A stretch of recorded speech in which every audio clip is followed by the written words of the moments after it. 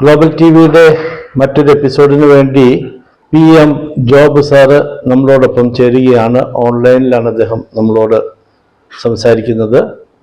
കഴിഞ്ഞ എപ്പിസോഡിൽ സഭാ തർക്കം സംബന്ധിച്ച് അതല്പം ദീർഘമായ ഒരു എപ്പിസോഡായിരുന്നു.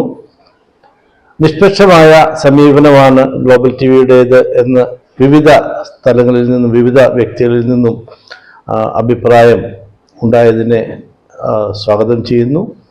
അതോടൊപ്പം മറ്റൊരു എപ്പിസോഡ് അദ്ദേഹം നമ്മളോടൊപ്പം ചേരുന്നുണ്ട്. ജോബ് സാറിനെ ഈ എപ്പിസോഡിലേക്ക് പ്രത്യേകം സ്വാഗതം ചെയ്യുന്നു. സാർ, കഴിഞ്ഞ എപ്പിസോഡ് നമ്മൾ ചെയ്തപ്പോൾ അത് സഭയ്ക്കുള്ളിലെ തർക്കത്തെക്കുറിച്ചായിരുന്നു. ഇപ്പോൾ നമ്മൾ സംസാരിക്കുന്നത് സഭ അഭിമുഖീകരിക്കുന്ന ഒരു വലിയ പ്രതിസന്ധിയെക്കുറിച്ചാണ്. സാർ അന്ന് ആ എപ്പിസോഡിൽ പറഞ്ഞിരുന്നു നമ്മുടെ സഭാപിതാക്കന്മാരും വൈദികരുമെല്ലാം നോർത്ത് ഈസ്റ്റിലൊക്കെ ഒന്ന് പോയി ആ യഥാർത്ഥ ക്രൈസ്തവ പ്രേക്ഷിതത്വം അനുഭവിക്കണം എന്ന് സാർ പറയുകയുണ്ടായി. ഇന്നിപ്പോൾ നമുക്ക് നമ്മുടെ കൺമുൻപിൽ ഒരു വലിയ ഒരു അനുഭവ സാക്ഷ്യമായിട്ട് നമ്മുടെ സിസ്റ്റർമാർ ജയിലിൽ നിന്നും നമുക്ക് നൽകുന്ന വലിയ സാക്ഷ്യം, ഒരു കാലഘട്ടത്തിൽ ആദിമസഭ അനുഭവിച്ച തിക്തമായ അനുഭവങ്ങളെ ഓർമ്മപ്പെടുത്തുന്ന ഒരു സാഹചര്യമാണ് ഇന്നുള്ളത്. സാറ് ഒന്ന് ആമുഖമായിട്ട് ഈ കാര്യങ്ങളെക്കുറിച്ച് സംസാരിക്കാമോ? ഗുഡ് മോർണിംഗ് മിസ്റ്റർ പൗലോസ്.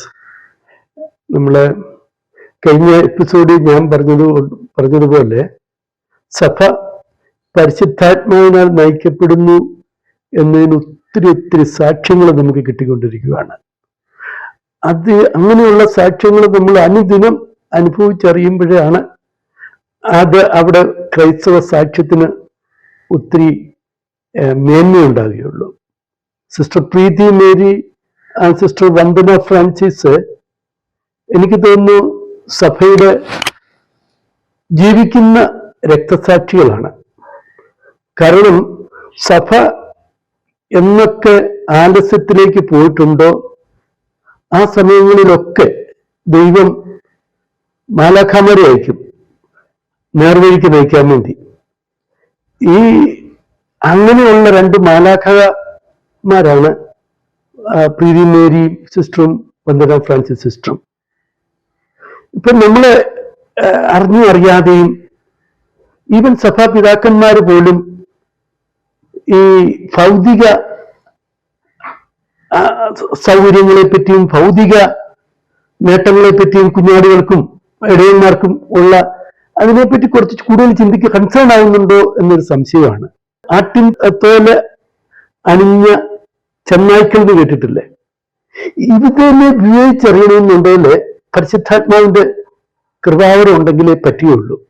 ഈശോയ്ക്ക് അത് പരിശുദ്ധാത്മാനാന്ന് പറഞ്ഞ ഈശോയ്ക്ക് അത് എപ്പോഴും ഓരോരുത്തരുടെ ഹൃദയവിചാരങ്ങളെ പോലും അറിയാൻ പറ്റി. അതാണ് കിണറ്റിങ്ങരയിൽ സംശയക്കാരിയോട് പറയുന്നത്. അവരുടെ ബാഹ്യത്തിൽ പോലും അറിയാൻ പറ്റും. അങ്ങനെയുള്ള ദർശനപരവും ആത്മാവിനെ നിറഞ്ഞവർക്ക് മാത്രമേ ഈ പറഞ്ഞ കാര്യങ്ങളെ അതിജീവിക്കാൻ പറ്റത്തുള്ളൂ. നമ്മൾ വിചാരിച്ചുകൊണ്ടിരിക്കുന്നത് ഈ സംഘപരിവാറും RSS BJP അവരൊക്കെ കുഴപ്പമില്ല, നമുക്ക് വേണമെങ്കിൽ അവരുമായിട്ടൊക്കെ യോജിച്ച് പോകുന്നതിന് കുഴപ്പമൊന്നുമില്ല, ഇപ്പോഴുള്ള മറ്റവരെയൊക്കെ പോലൊക്കെ തന്നെയാണ് എന്നുള്ള ഒരു ചിന്താഗതി അറിയാതെയും സഭാ മക്കളിലും ഇടയന്മാരിൽ പോലും അത് അങ്ങ് കുറേശ്ശെ രൂഢമൂലമാക്കിക്കൊണ്ടിരിക്കുന്ന ഒരു സാഹചര്യത്തിലാണ് ഇങ്ങനെ ഒരു സംഭവ വികാസം ഉണ്ടാകുന്നത്. എനിക്ക് റിലയബിൾ സോഴ്സിൽ നിന്ന് ഉള്ള ഇതെന്താന്ന് ചോദിച്ചാല് അത് മേബി കറക്റ്റ് വരണം.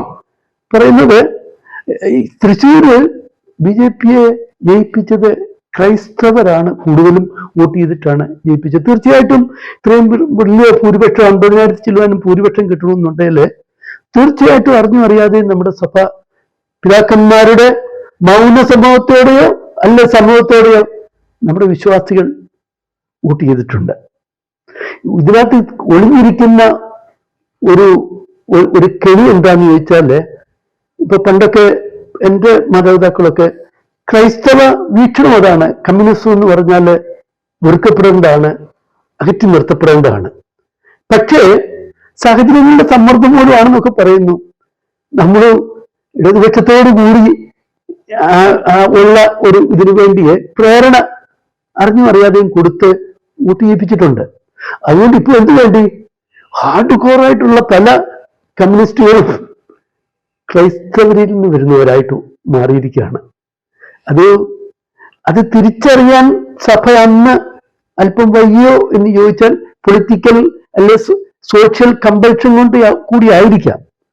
പക്ഷെ സോഷ്യൽ പൊളിറ്റിക്കൽ കമ്പൽഷൻ ഒന്നും പരിശുദ്ധാത്മാവിനാൽ നയിക്കപ്പെടുന്ന സഭയ്ക്ക് ബാധകമല്ല എന്ന് പറഞ്ഞതുപോലാണ് തൃശ്ശൂർ സംഭവിച്ചത്. അവിടെ ക്രൈസ്തവരുടെ വലിയൊരു വോട്ട് ബാങ്ക് അവർക്ക് കളക്ട് ചെയ്യാൻ പറ്റി. ഇതിന് കുറച്ച് കഴിയുമ്പോൾ ഉണ്ടല്ലോ ഇതൊന്നും കുഴപ്പമില്ല എന്നുള്ള ഒരു രീതിയിലേക്ക് ഈ പാപത്തിലേക്ക് വീണ് കഴിഞ്ഞ് പിശാച് പ്രേരണ കൊടുക്കും. ആദ്യം കുഴപ്പമില്ല. അത് ഹവായിക്ക് ഇതിന്റെ ഒരു പഴം പറിക്കാൻ വേണ്ടി കമ്പി ചായച്ചു കൊടുത്തില്ലേ, ആ ചായ്വലുകളിൽ ഒന്നാണ് ഇതൊക്കെ. അപ്പോൾ അതിൽ നമ്മൾ അറിയാതെ വീണ് പോകുന്നുണ്ടോ ഇല്ലയോ എന്ന് ഒരു സംശയമുണ്ട് പലർക്കും. കുഴപ്പമൊന്നുമില്ല. അതിന് ജീവിക്കുന്ന രക്തസാക്ഷികളായിട്ടാണ് ഈ രണ്ട് സിസ്റ്റേഴ്സിനെയും ഞാൻ കൺസിഡർ ചെയ്യുന്നത്. ഈ പുറംപൂച്ച് ഈ ആട്ടിൻതോല് അണിഞ്ഞ ചെന്നായ്ക്കളെ തിരിച്ചറിയാനുള്ള ഒരു വിവേകം നമ്മുടെ ക്രൈസ്തവ ലോകത്തിന് മൊത്തം ലഭിച്ചിരിക്കുന്നു എന്നുള്ളതാണ് ഇതിനകത്ത് ഏറ്റവും നല്ല ഒരു പോസിറ്റീവ് തിങ്കിങ് എന്നെ സംബന്ധിച്ചിടത്തോളം. ക്രിസ്തീയ ധർമ്മത്തെക്കുറിച്ച് സാറിന് എന്താണ് പറയാനുള്ളത്? എന്താണ് ഒരു ക്രൈസ്തവന്റെ ദൗത്യം? നമുക്കറിയാം, ഈ പലരും ഇവിടെ നമ്മുടെ മാതാപിതാക്കളൊക്കെ ക്രിസ്ത്യൻസ് ആയതുകൊണ്ട് നമ്മൾ ക്രിസ്ത്യൻസ് ആയി. അങ്ങനെ നാമമാത്ര ക്രിസ്ത്യാനികളായിട്ടാണ് നമ്മുടെ ക്രൈസ്തവ സമൂഹം, പ്രത്യേകിച്ച് കേരളത്തില് പുറംപൂച്ചുള്ള ഒരു ഡീപ് റൂട്ടഡ് ഫെയ്ത്തിലൂടെ വളരുന്നുണ്ടോ എന്ന് ചോദിച്ചാൽ എനിക്കറിയില്ല അതിന് ഉത്തരം. അതുകൊണ്ടുകൂടാണ് സൊക്കോൾഡ് ജിഹാദിനെ ജീവിക്കുന്ന നിത്യജീവൻ പ്രദാനം ചെയ്യാൻ പറ്റുന്ന ദൈവത്തിന്റെ കുട്ടികളാണ്, സന്തതികളാണ് നമ്മൾ എന്ന തിരിച്ചറിവില്ലാത്തത് കൊണ്ടല്ലേ ചെറിയ നല്ലൊരു ചെറുക്കനെ കിട്ടുമ്പോൾ അത് തന്റെ വിശ്വാസം എല്ലാം പരിത്യജിച്ച് ഏറ്റവും നല്ല ഈ കാറ്റഗറിസിലൊക്കെ നല്ല മാർക്ക് മേടിച്ച കുട്ടികള് ഒരു അവസരം കിട്ടുമ്പോൾ അവരെല്ലാം തേച്ചിട്ട് ഭൗതികതയിലേക്ക് ചിരിക്കുന്നതുകൊണ്ടാണ് ഇങ്ങനെ പോകുന്നത്. അതേസമയം നോർത്ത് ഈസ്റ്റിലൊക്കെ ഞാൻ കണ്ടനുഭവിച്ചിട്ടുള്ളതാണ്. പല സിസ്റ്റേഴ്സും അല്ലെ പല അച്ഛന്മാരും ഒരു കുടുംബത്തിൽ നിന്ന് ഒരാളുള്ളതാണ്, അല്ലെ രണ്ടുപേരുള്ളതിന് രണ്ടുപേരും ക്രിസ്തുവിന് വേണ്ടി സുവിശേഷം പ്രഘോഷിക്കാൻ നമ്മൾ പ്രസംഗം ഇഷ്ടംപോലെ നടക്കുന്നുണ്ട്. ഈ പ്രസംഗവും പ്രഘോഷണവും രണ്ടാണ്. സുവിശേഷ അനുസൃതമായിട്ടുള്ള ഒരു ജീവിതമാണ് ഒരു പ്രഘോഷണം. പ്രസംഗിക്കാൻ ആർക്കും പറ്റും. കോടിക്കണക്കിന് രൂപ സ്പെൻഡ് ചെയ്തുള്ള വീട്, ആ വീടിന്റെ ഭിത്തിയിൽ എഴുതി വെച്ചിരിക്കുകയാണ്, ലോകം മുഴുവൻ നേടിയാലും നിന്റെ ആത്മാവ് നഷ്ടപ്പെട്ടാൽ എന്തു പ്രയോജനം. ഓരോ സുവിശേഷ വാക്യങ്ങളും ചെവലും പിഴവും നശിപ്പിക്കാത്തതും കള്ളന്മാർ തുറന്നു മോഷ്ടിക്കാത്തതുമായ സ്വർഗത്തിൽ നിങ്ങളുടെ ക്ഷേത്രങ്ങൾക്ക് എഴുതി വയ്ക്കുകയും ഇതൊക്കെ നശിപ്പിക്കുന്നത് ഇത് വേണ്ട. ഇതൊക്കെ പ്രസംഗമാണ്. ഒരുപക്ഷെ എതിർസാക്ഷികളാണ് ഇതൊക്കെ വരുന്നത്, എതിർസാക്ഷികളാണ് ഇത്. ഈ പറഞ്ഞ ക്രിസ്ത്യൻ മിഷണറിമാരും ഈ നമ്മുടെ ആത്മായ പ്രേക്ഷിതരും അവിടെ ചെയ്യുന്ന, ഞാൻ നേരത്തെ കഴിഞ്ഞ എപ്പിസോഡ് ഞാൻ പറഞ്ഞില്ലേ, മൃഗതുല്യരായിട്ട് ജീവിക്കുന്ന ജനങ്ങളുടെ ഇടയിലേക്ക് അവർ പോകുന്നത്. എനിക്ക് പല ആൾക്കാരെ അറിയാം, വളരെ സുഖസമ്പന്നതയിൽ ജീവിച്ചിരുന്ന സുവിശേഷ പ്രേക്ഷിതര്. അവരൊക്കെ ആ നിത്യജീവന്റെ വെളിച്ചം കണ്ടപ്പോൾ ഈശോ ജനിച്ചു കിടക്കുന്നു നോർത്ത് ഈസ്റ്റിലെ തെരുവുകളില്, ഈ സ്ലം ഏരിയയില് ഈവൻ പന്നികളൊക്കെ ഇത് ചെയ്യുന്ന അത് മൃഗങ്ങളിൽ നിന്ന് വ്യത്യസ്തമല്ലാത്ത ചുറ്റുപാടിൽ ജീവിക്കുന്ന ജനസമൂഹത്തിലേക്കാണ് അവരിറങ്ങി ചെല്ലുന്നത്. അവരിൽ കാണുന്നത് ഈശോ ജനിച്ചു കിടക്കുകയാണ്. ഈ സ്ലമ്മില് ഈശോ ജനിച്ചു കിടക്കുന്ന, അതുകൊണ്ട് മദർ തെരേസ വളരെ നല്ല ഒരു വെൽ ഡെവലപ്ഡ് ആയിട്ടുള്ള കൺട്രിയിൽ ഇവിടെ വന്ന് ശുചിത്വത്തിലൊന്നും വെക്കാതെ അവർ ഈ അരിക്കുന്നു ആ ശരീരങ്ങളെ തേച്ച് കഴുകി ഉമ്മ കൊടുത്ത് അത് ഈശോയുടെ വർണ്ണം അവിടെ കാണുന്നു. ഈശോയെ കാണുന്നുണ്ട്. എനിക്കോ ശ്രീ പൗലോസിനോ അങ്ങനെ ഒരു ഔന്നത്യത്തിൽ ചിന്തിക്കാനൊന്നും നമ്മൾ ആയിട്ടില്ല. ഒരു എത്ര ജന്മം കഴിഞ്ഞാലും അങ്ങനെ ആവുകയില്ല എന്ന് എനിക്ക് തോന്നുന്നു. അപ്പൊ ഞാൻ പറഞ്ഞു വന്ന ഇതാണ്, അങ്ങനെ സുവിശേഷ സാക്ഷ്യം കൊടുക്കുന്ന നിരവധി പേരുണ്ട്.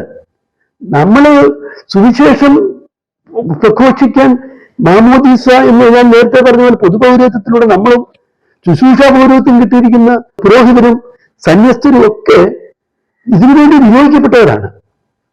അവർ ഇതുള്ള ഈ മൃഗതുല്യരായിട്ടുള്ള അവരെ കൺവേർട്ട് ചെയ്തിട്ട് അവരുടെ അവരുടെ മാനസാന്തരമല്ല, ഈശോയുടെ സുവിശേഷം അറിയിക്കുമ്പോൾ ഇങ്ങനെ ഒരു ലൈഫുണ്ട്, ഈ കഷ്ടപ്പാടുകൾക്കും ഈ ദുരിതങ്ങൾക്കും ഒക്കെ ഒരു അറിവ് വരും. ഈ നമ്മുടെ മരണത്തിന് ശേഷം ഈശോ ഉത്ഥിതനായതുപോലെ അങ്ങനെ ഒരു വലിയ ഇതിലേക്ക് നമ്മൾ വിളിക്കപ്പെടും, പർദീസയിലേക്ക് നമ്മളെ നയിക്കപ്പെടും എന്നൊക്കെയുള്ള ഒരു ഒരു കാലത്തിന്റെ സുവിശേഷം അവരിലെ പ്രസംഗിക്കപ്പെടുകയാണ് ചെയ്യുന്നത്. ഈ ഫാദർ സാൻസാമി ഈ ട്രൈബൽസിനിടയിൽ ഒരു രീതിയിൽ അവരൊക്കെ അടിച്ചമർത്തപ്പെട്ടവരാണ്. അവർക്ക് സ്വാതന്ത്ര്യം കൊടുക്കാൻ വേണ്ടിയാ ഈ സാൻസാമിയെ പോലുള്ള ജെസ്യൂട്ട് ഫാദേഴ്സ് ഒക്കെ ഇത്ര ഇതായിട്ട് പോയത്. നമ്മള് ഈവൻ കാത്തിരിക്കുന്നു പറയുന്ന ആൾക്കാർ പോലും നമ്മൾ ചെയ്തു തരുക, അവര് ജെസ്യൂട്ടാ, അവർ ഇതാ എന്ന് പറഞ്ഞ് നമ്മളിൽ പോലും ഈ ചാതുർവർണ്ണ്യം വന്നുകൊണ്ടിരിക്കുക. നമ്മൾ ഭയങ്കര പാരമ്പര്യമുള്ള സീറോ മലബാറ എന്ന് പറഞ്ഞ ഒരു വല്ലാത്ത ഒരു പ്രതിസന്ധിയിലൂടെയാണ് നമ്മൾ പോകുന്നത് എനിക്ക് പലപ്പോഴും തോന്നിയിട്ടുണ്ട്. RSS, സംഘപരിവാർ, BJP പോലെയുള്ള പക്ഷങ്ങളോട് മൃദു സമീപനം സ്വീകരിക്കണം എന്നുള്ള നിലപാടുള്ള പല ആളുകൾ നമ്മുടെ സഭയിലുണ്ട്.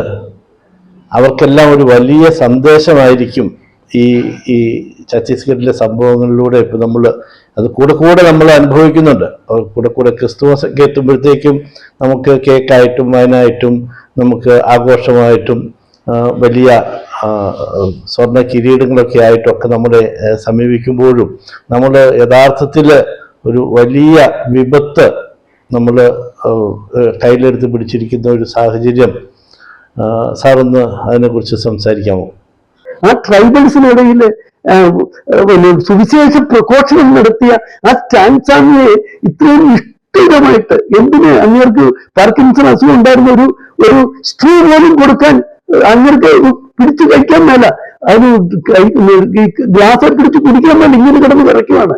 ഒരു സ്ട്രോ കൊടുക്കാമെന്ന് വെച്ചാൽ അത് നിഷേധിച്ച ഭരണകൂടത്തിന്റെ പ്രതിനിധികളാണ് നമ്മൾ വോട്ട് ചെയ്യാൻ ആഗ്രഹിക്കുന്നത്. അവരൊക്കെ ഈ പിശാച് ഈ ഹവ്വായെ പ്രേരിപ്പിച്ചുള്ള വൃക്ഷത്തിന്റെ ഇതും വെച്ചുകൊണ്ട് ആ ഫലം കാണിച്ചുകൊണ്ട് നമ്മളെ എല്ലാം പ്രേരിപ്പിക്കുക. കേക്കിന്റെ രൂപത്തില് വൈൻ്റെ രൂപത്തില് എന്ത് കേക്കും വൈനും ഈ ഇന്ത്യയെ സുവിശേഷവത്കരിക്കാനാണ് നമ്മൾ ഒരുപ്പെട്ടതെങ്കിൽ സ്വാതന്ത്ര്യ സമയത്ത് പോലും 2.5% ക്രിസ്ത്യാനികൾ ഇപ്പോഴും 2.5% താഴെയാണ്. നമ്മൾ എപ്പോഴും ആ 2-2.5% ഇപ്പോഴും. അങ്ങനെയാണെങ്കിൽ ഈ പറഞ്ഞ ബ്രിട്ടീഷുകാരും യൂറോപ്യൻസ് ഒക്കെ നമ്മളെ പഠിച്ചുകൊണ്ടിരുന്നപ്പം പോസിബിളായിട്ട് അവര് നടത്തുമായിരുന്നെങ്കിൽ എന്തായിരുന്നു? ഇവിടെ ഇന്ത്യ ഒരു കാത്തലിക് കൺട്രിയായിട്ട് മാറിയാണ്, ഒരു ക്രിസ്ത്യൻ കൺട്രിയായിട്ട് മാറിയാണ്, ഒരു ക്രിസ്ത്യൻ കൺട്രിയായിട്ട്. ഈ സുവിശേഷം അറിയിക്കുക എന്നുള്ള ഒരു ധാർമ്മികമായിട്ട് അത് അനുസരിക്കുകയോ വിശ്വസിക്കുന്നവർ വിശ്വസിക്കാത്തവര് അത് കേട്ടിട്ട് മനസ്സാന്തിയിൽ നിന്ന് വരട്ടെ. നമ്മള് സുവിശേഷം പ്രസംഗിക്കാൻ, സുവിശേഷ പ്രഘോഷണം നടത്താൻ വിളിക്കപ്പെട്ടവരാണ് നമ്മൾ. അത് നടത്തുന്നു.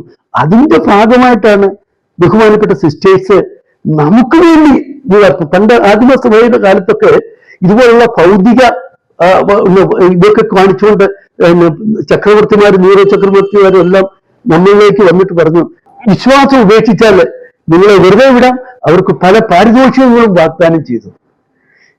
നിത്യജീവന്റെ സുവിശേഷം നേരിട്ട് അനുഭവിച്ച ശിഷ്യന്മാരും അവരുടെ തലമുറകളും ഈ ഇന്നോ നാളെയോ നശിക്കുന്ന ജീവന് വേണ്ടിയല്ല, ഈശോ നമുക്ക് നേടിത്തന്ന നിത്യജീവനെ അവകാശമാക്കാൻ ഈ ലോകത്തിലെ ഭൗതികതയ്ക്കൊന്നും സാധ്യമല്ല.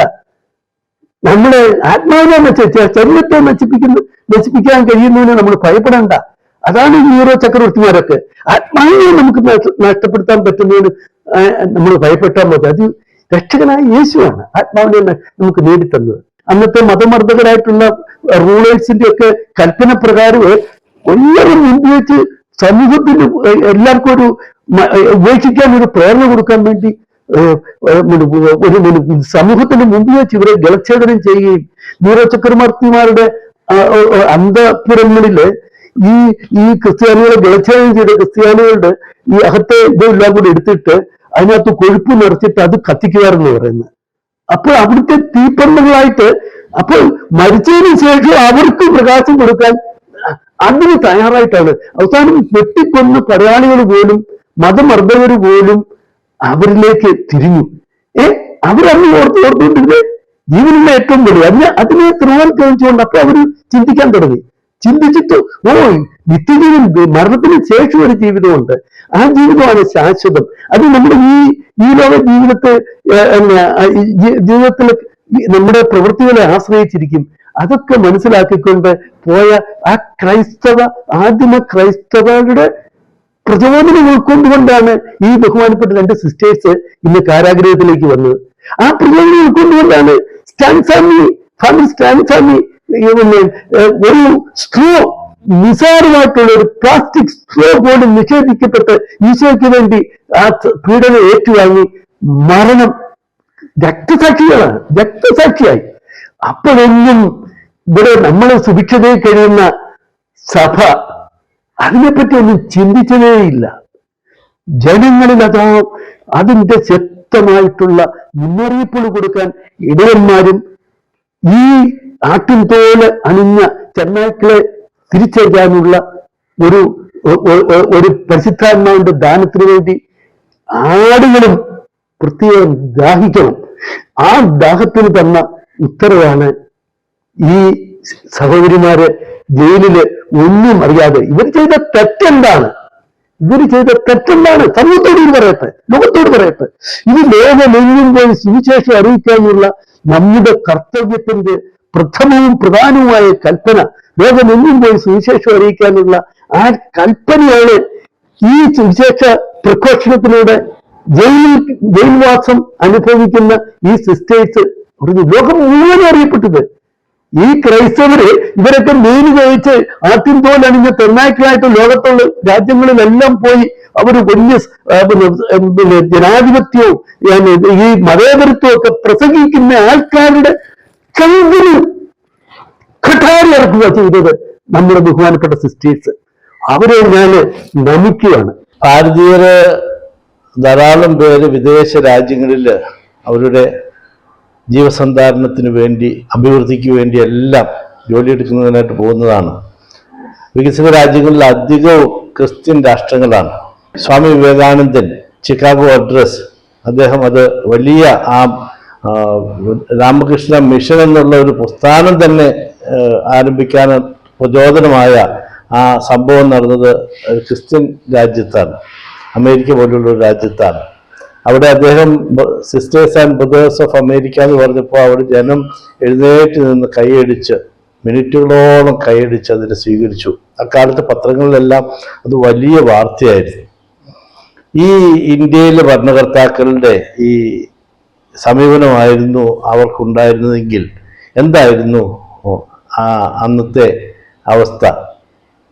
അതുപോലെ തന്നെ ഇക്കാലത്ത് മാതാ അമൃതാനന്ദമയെ പോലുള്ള പ്രസ്ഥാനങ്ങൾ അവരെല്ലാം അവരുടെ പ്രധാനപ്പെട്ട ഫണ്ട് ശേഖരണങ്ങളെല്ലാം നടക്കുന്നത് അത് എല്ലാം ക്രിസ്ത്യൻ യൂറോപ്യൻ രാജ്യങ്ങളെ കേന്ദ്രീകരിച്ചിട്ടാണ്.